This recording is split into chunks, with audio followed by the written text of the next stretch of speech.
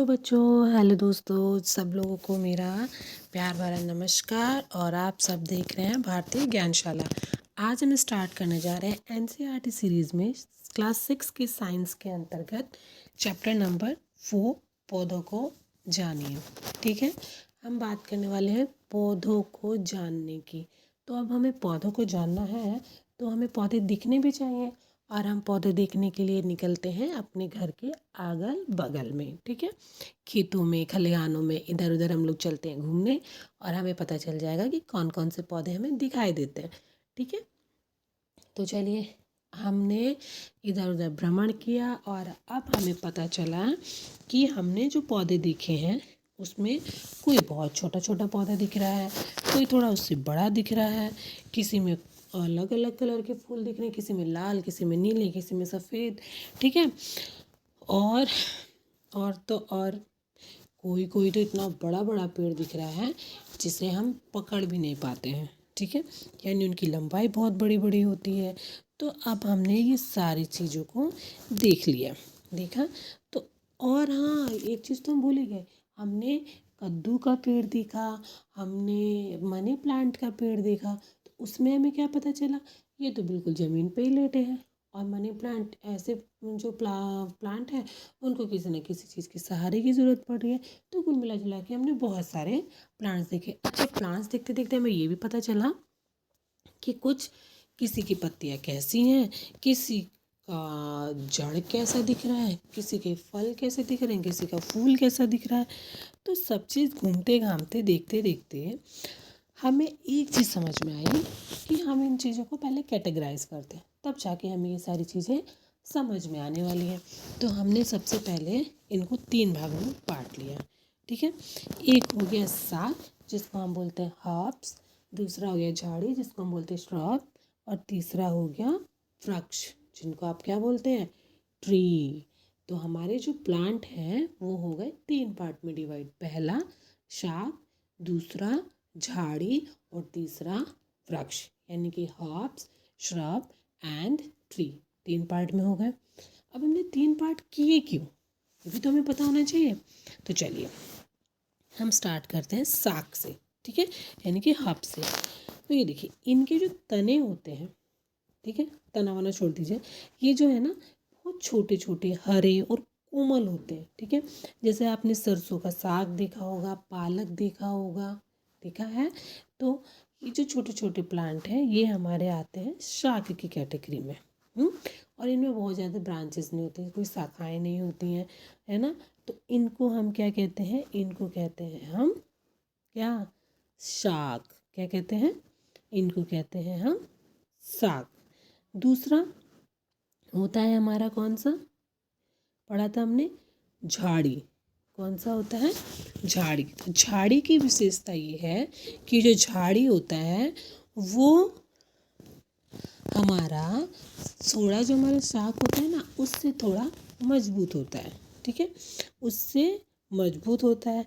अब मजबूत होने का मतलब कि उसके तने जो होते हैं वो थोड़े कठोर हो जाते हैं। जो साग होता है वो तो एकदम मुलायम होता है, आप उसके तनों को भी तोड़ के खा जाते हैं।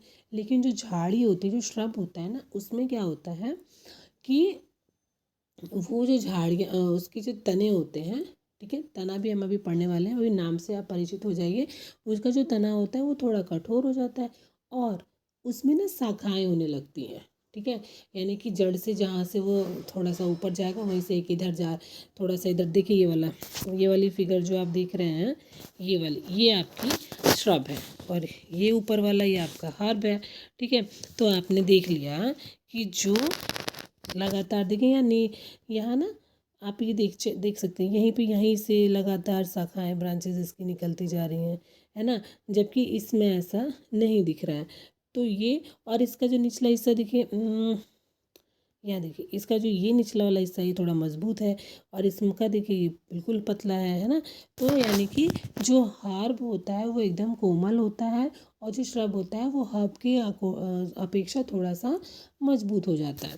अब आते हैं किस पे, अब आते हैं हम अपने वृक्ष पे। ये रहे हमारे वृक्ष महोदय। ठीक है, अब इनकी क्या खासियत है, इनकी खासियत तो आपको समझ ही आ रही होगी। इनकी खासियत ये है कि इनके जो तने होते हैं वो बहुत मजबूत हो जाते हैं, कठोर होते हैं, और इनके साथ बहुत सारी क्या निकलती हैं, ब्रांचेस निकलती हैं, और ब्रांचेस के साथ इनके साथ बहुत सारी लीव्स होती हैं। ये बहुत ऊंचाई वाले होते हैं, इनकी लंबाई ज़्यादा होती है। ठीक है, तो ये हमारे क्या हो जाते हैं, ये हमारे हो जाते हैं वृक्ष। जैसे आम का हो गया, नीम का हो गया, है ना, ये सब हमारे किस में आते हैं, वृक्ष में आते हैं। उम्मीद है यहाँ तक बात आपको समझ में आई होगी। अभी तक जो हमने पढ़ा वो हमने पढ़ा कि पौधों को मेनली हमने 3 भागों में बांटा, शाख, झाड़ी और वृक्ष, यानी कि हर्ब, श्रब और ट्री, ये तीनों चीज़ों में बांटा। शाख एकदम कोमल, जिसके हरे हरे मतलब हरे और कोमल होते हैं। झाड़ियाँ जो है वो भी थोड़ा कोमल ही है, लेकिन शाख के मुकाबले उसके जो तने होते हैं वो थोड़े मजबूत हो जाते हैं, और वो आधार से यानी कि ज़मीन से ही निकलना चालू हो जाते हैं। ठीक है, तीसरा वृक्ष, ये बहुत बड़े कठोर तने वाले होते हैं और इनकी हाइट बहुत ज़्यादा होती है। अच्छा, 3 चीज़ें समझ लिया आपने। अब समझते हैं हम। देखिए, ये हमें पौधों को जानना था। ये फिगर आप देख सकते हैं यहाँ पे, ये दिया है, ये जो पार्ट है वो आपका जड़ हो गया, मूल। ठीक है, उसके बाद ये जो पार्ट है ये तना है आपका। ठीक है, और ये जो पार्ट है ये आपकी लीव्स है। देखिए आपने, लीव्स है। तो अब हम यहाँ से देखते हैं जड़, तना, ठीक है, फल, फूल, ठीक, ये सारी चीज़ें। तो अब हमारे पास जो नेक्स्ट टॉपिक है वो है हमारा क्या, पौधों के भाग।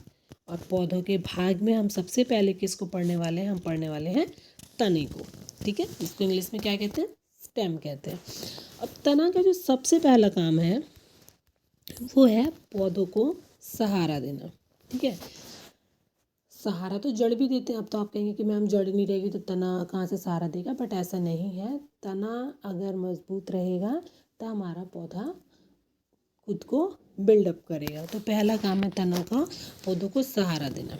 ठीक है, अब देखिए यहाँ पे ये लोग बहुत सारा आपको एग्जाम्पल देते हैं कि आपको कैसे करना है, क्या बताना है।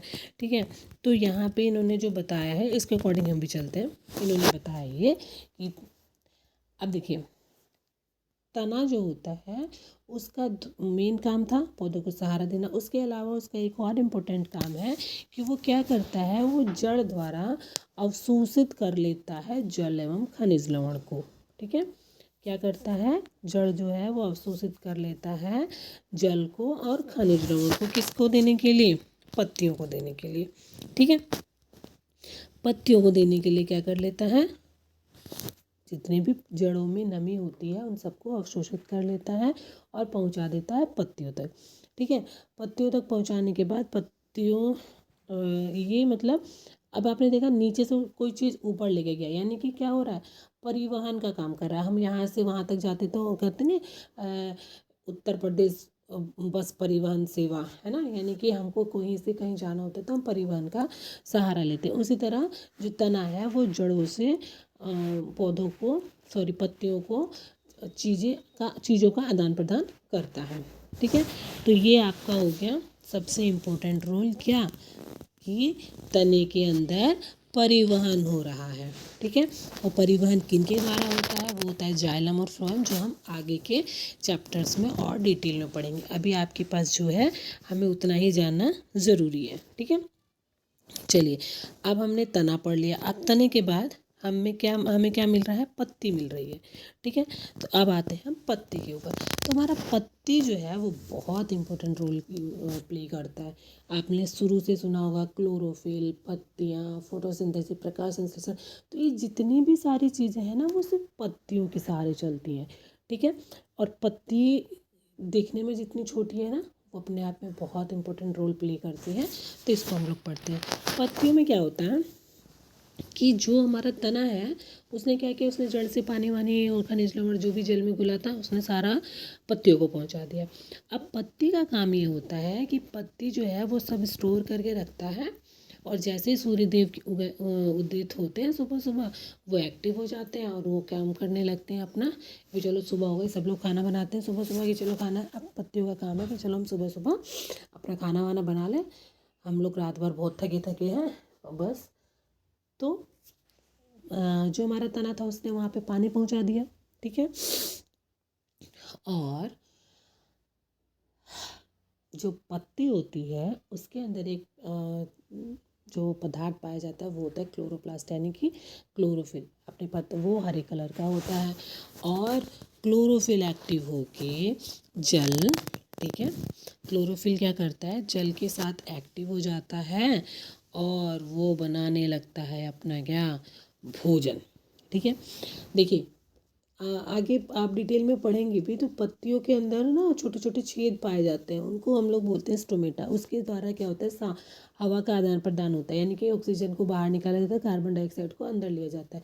तो क्योंकि फोटोसिंथेसिस जो प्रोसेस है उसके अंदर क्या होता है, जल और कार्बन डाइऑक्साइड को मिला के सूर्य की रोशनी में जो क्लोरोफिल होता है वो क्या बना लेता है, भोजन बना लेता है, वो होता है ग्लूकोज, ठीक है। और ये जो ग्लूकोज बनता है ये वापस से पत्तियों द्वारा, ठीक है, वापस से पत्तियों द्वारा पूरे प्लांट में, ठीक है, पूरे प्लांट में पहुंचा दिया जाता है, ठीक।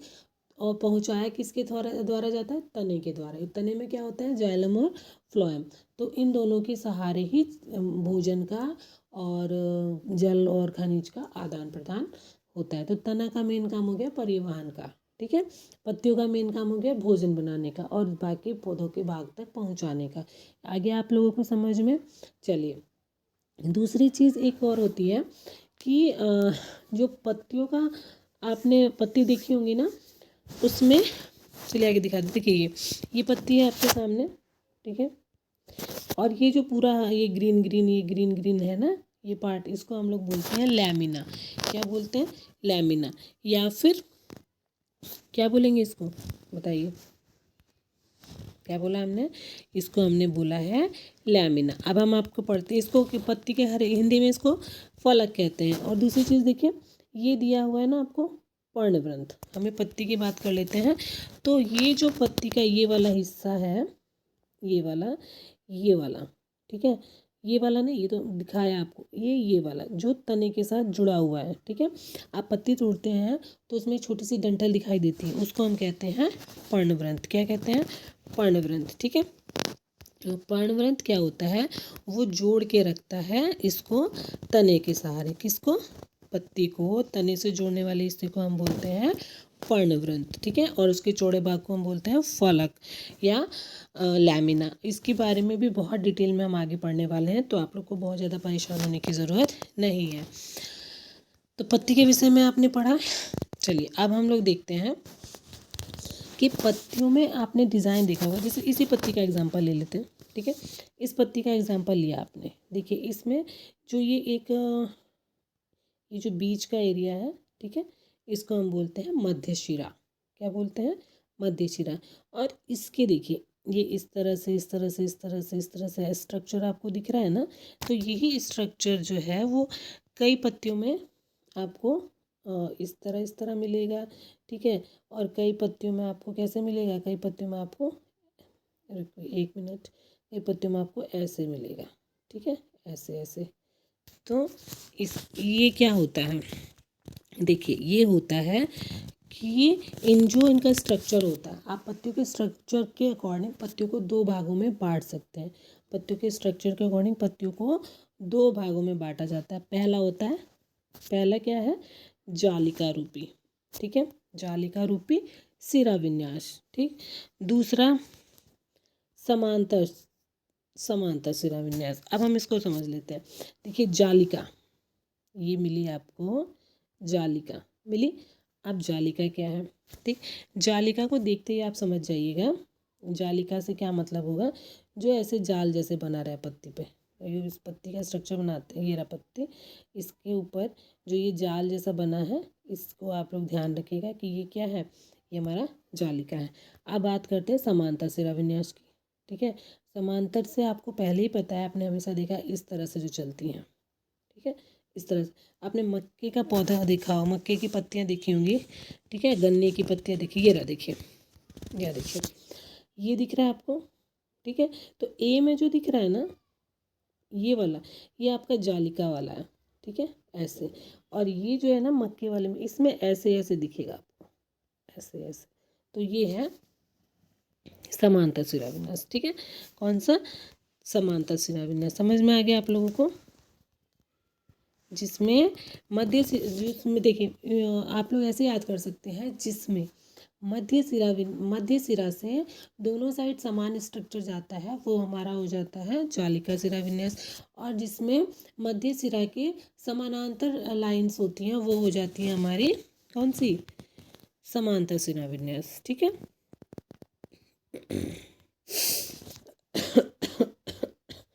चलिए,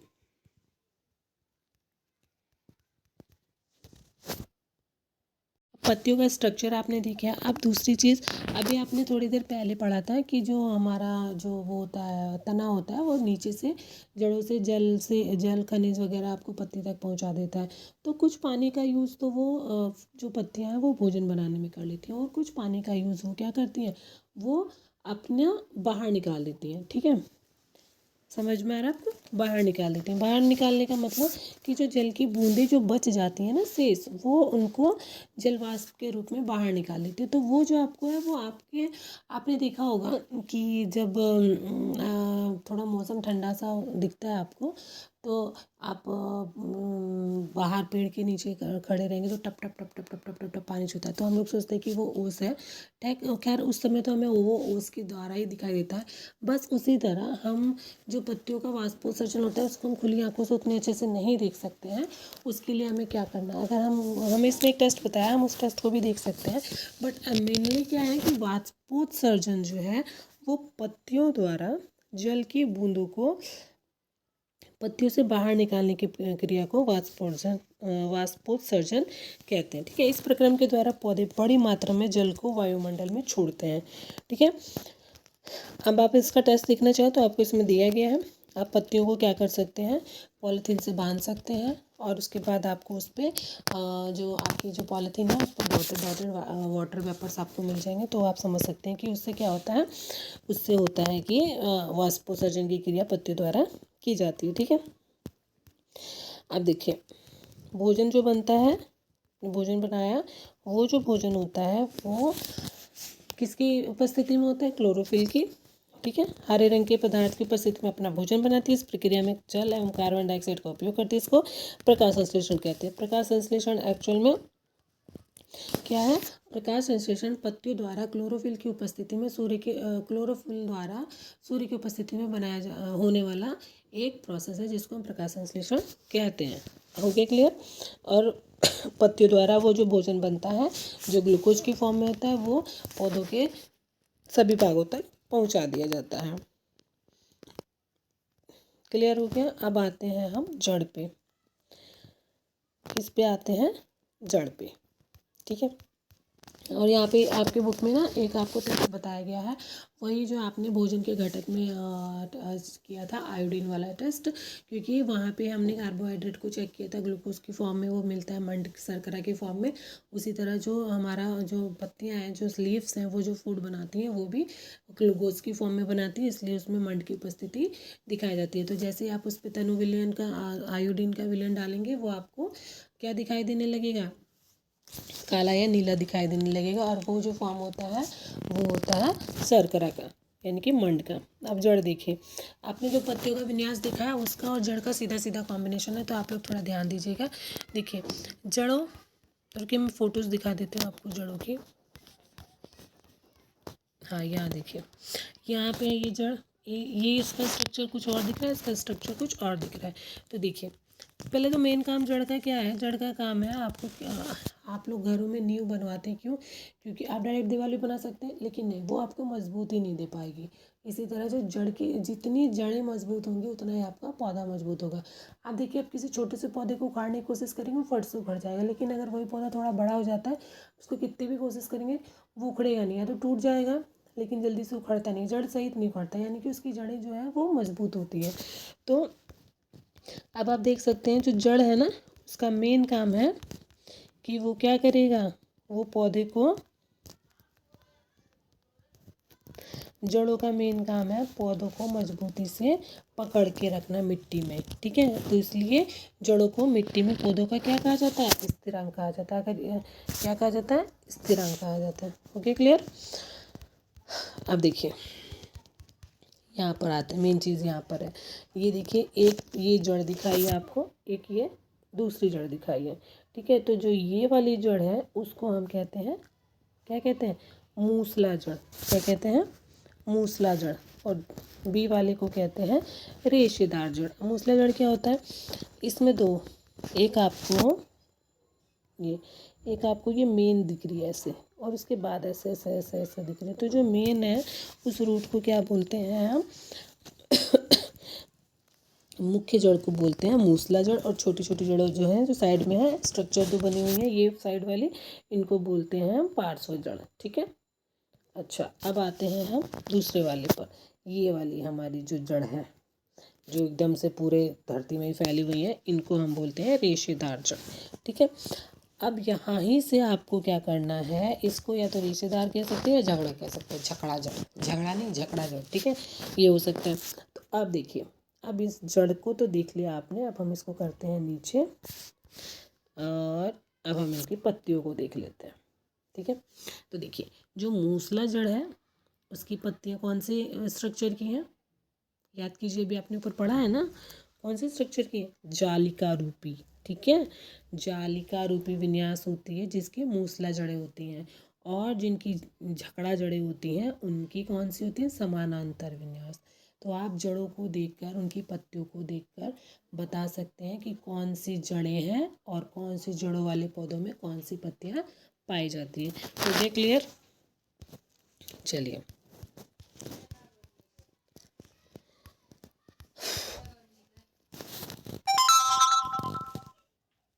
देखिए, इसका एक और पार्ट बचता है जो है पुष्प, वो हम करेंगे नेक्स्ट उसमें, ताकि आपको चीज़ों को समझने में आसानी रहे। अभी तक हमने जो पढ़ा, हम उसका एक छोटा सा रिकैप ले लेते हैं और हमको उसको याद करने में आसानी हो जाती है। हमने पौधों को 3 भागों में बांटा था। नंबर 1, शाख, झाड़ी और वृक्ष। शाख जो होते हैं वो हरे और कोमल होते हैं, उनके तने बिल्कुल नाजुक होते हैं, और जो झाड़ियाँ होती हैं उनके जो तने होते हैं वो थोड़े कठोर होते हैं, और वो जो तने हैं ना, जो शाखाएं हैं, वो तने के आधार से ही निकलने लगती हैं, ठीक है, और ऊपर जाके नहीं निकलती हैं, तने के आधार से निकलने लगती हैं, ठीक ना। और उसके बाद आते हैं वृक्ष पे। तो वृक्ष का क्या काम था, वो जड़ों से मजबूत होता है, हाइट में ऊंचा होता है, तने उसके काफ़ी कठोर होते हैं, उनमें बहुत सारी शाखाएं होती हैं, शाखाएं भी बहुत मजबूत होती हैं। ये हमारी वृक्ष की कहानी थी। उसके बाद हमने पौधों के भाग में तने का काम पढ़ा था। तना जो हमारा मेन था वो क्या था, तना का काम था परिवहन करना, जड़ों से वो पत्तियों तक चीज़ों को पहुंचाता है, का काम था जड़ से पत्तियों को पहुंचाता है। फिर पत्तियों का काम था कि वो क्लोरोफिल की, तना भी है इसमें भी, पत्तियों का काम मेन क्या था, भोजन बनाना। वो क्लोरोफिल की उपस्थिति में कार्बन डाइऑक्साइड को लेता है, ठीक है, और सूर्य की रोशनी में पानी, कार्बन डाइऑक्साइड और सूर्य की रोशनी, क्लोरोफिल मिला के सबका इनका एक प्रोसेस होता है जिसको हम बोलते हैं फोटोसिंथेसिस। और फोटोसिंथेसिस के बाद ये फूड बनाता है, वो भी ग्लूकोज की फॉर्म में, और वो जो ग्लूकोज की फॉर्म में फूड बनता है फिर वो तने के द्वारा, ठीक है, वापस पौधे के विभिन्न भागों तक पहुंचा दिया जाता है। तो तने का मेन काम था पौधों को सहारा देना और परिवहन का काम करना, यानी कि पानी और खाना को पहुंचाना। और तने के अंदर 2 मेन स्ट्रक्चर काम करते हैं, एक जो फ्लोएम और जाइलम, जिनके बारे में आप आगे पढ़ेंगे। तो जो जाइलम होता है वो जड़ों से पानी ऊपर पहुंचाता है पत्तियों तक, और फ्लोएम जो है वो पत्तियों से जो खाना बना रहता है वो सारे पौधों को पहुंचाता है। मेनली आप यहाँ ये समझ सकते हैं, तने का काम हो गया। उसके बाद पत्तियों का काम आपको पता ही चल गया कि पत्तियों का मेन काम होता है भोजन बनाना। पत्तियों में हरे रंग का क्लोरोफिल पाया जाता है, अगर क्लोरोफिल नहीं पाया जाएगा तो वो वहाँ पर फोटोसिंथेसिस की जो प्रोसेस होता है वो सामान्यतः नहीं होता है। उसके अलावा उसके अलावा हमने क्या पढ़ना है, हमने पत्तियों का स्ट्रक्चर पढ़ना है। तो पत्तियों को दो भागों में आप बांट सकते हैं उसके स्ट्रक्चर के अकॉर्डिंग। पहला जालिका रूपी विन्यास, दूसरा समांतर। 2 ही चीज़ें हैं, जालिका समांतर, जालिका समांतर, ठीक है। तो जालिका वाला जो होता है उसमें जो मध्य सिरा होती है, जो अंदर एक मोटी सी स्ट्रक्चर होती है, वो जो होती है उसके दोनों साइड एक ही जैसा स्ट्रक्चर आपको दिखाई देगा, तो वो आपका हो गया जालिका रूपी विन्यास, और जो समानांतर होता है उसमें मध्य सिरा की समांतर ही दोनों साइड में आपको स्ट्रक्चर दिखाई देगी, लाइंस दिखाई देंगी, वो आपकी हो गई समांतर सिरा विन्यास। ये आपका पत्ती था। और पत्ती में जो मेन पार्ट होता है हरा चौड़ा वाला, उसको हम लैमिना कहते हैं या फिर फलक कहते हैं। दूसरा, जो पत्ती के पीछे एक छोटी सी डंठल होती है जो तने से लगी रहती है, वो होती है हमारी पर्णवृंत, ठीक है, उसको इंग्लिश में पैटियोल बोलते हैं। तो ये पत्ती का मेन भाग था। और पत्तियों का काम आपको पता ही चल गया, खाना बना भोजन का निर्माण करना, स्ट्रक्चर आपको पता चल गया। उसके बाद हमको पता था पत्ती का एक और मेन काम होता है वाष्पोत्सर्जन। वाष्पोत्सर्जन का मतलब जल का बाहर जल को बाहर निकाल देना, ठीक है। तो जो जल उनको खाने बनाने में यूज़ होता है वो ले लेते हैं, और जो जल बच जाता है उसको वो वाष्प बना के बाहर निकाल देते हैं, उसको होती है जल वाष्पोत्सर्जन की क्रिया। और जहाँ पे बहुत ज़्यादा पानी की मात्रा होती है वहाँ पे जो पत्तियाँ होती हैं वो बहुत चौड़ी चौड़ी होती हैं, ठीक है। और इस तरह से आप ये कह सकते हैं कि जो धरती में जो जल होता है उसका आदान प्रदान वायुमंडल में पत्तियों के द्वारा, तनों के द्वारा मिलके होता है, ठीक है। तो वाष्पोत्सर्जन की क्रिया पत्ती द्वारा होती है, भोजन बनाने की क्रिया पत्ती द्वारा होती है। उसके बाद आता है प्रकाश संश्लेषण। प्रकाश संश्लेषण जो प्रोसेस है वो पत्ती द्वारा भोजन बनाने का प्रोसेस है। और प्रकाश संश्लेषण में सबसे ज़रूरी चीज़ है जल, कार्बन डाइऑक्साइड, क्लोरोफिल और सूर्य का प्रकाश। इन सबको प्रकाश संश्लेषण की क्रिया में जो भोजन बनता है वो ग्लूकोज की फॉर्म में बनता है, ठीक है, जिसका फॉर्मूला होता है C6H12O6। C6H12O6 क्या फॉर्मूला होता है इसका? C6H12O6 ये होता है हमारा प्रकाश संश्लेषण में बनाए गए भोजन का फॉर्मूला, ठीक है। उसके बाद एक बहुत इंपॉर्टेंट वही था कि धरती का पानी वायुमंडल में किसके द्वारा जाता है। तो धरती का पानी वायुमंडल में आपने देखा कि धरती का पानी जो है वो जालिम द्वारा पत्तियों तक पहुंचा, पत्तियों ने जो पानी का यूज़ किया था किया, और बाकी वो उसने वायुमंडल में वाष्पोत्सर्जित कर दिया। तो इस तरह से हमने यहाँ तक आपको भी पढ़ाया, और मुझे आशा है, उम्मीद है पूरी पूरी कि आपको ये सारी चीज़ें समझ भी हो गई होगी, याद भी आ गया होगा। इस चैप्टर की मेन चीज़ें यही हैं। और इसका जो आगे का भाग है पुष्प वाला, फूल वाला, वो हम नेक्स्ट टॉपिक में करेंगे। तब तक के लिए आप लोग वीडियो को पूरा देखिएगा, पसंद आया तो शेयर करिएगा, चैनल को सब्सक्राइब ज़रूर करिएगा, और मिलते हैं नेक्स्ट पार्ट के साथ। तब तक के लिए keep watching, thanks for watching, and channel को प्लीज़ सब्सक्राइब किए बिना मत जाइएगा। Please subscribe and like my channel.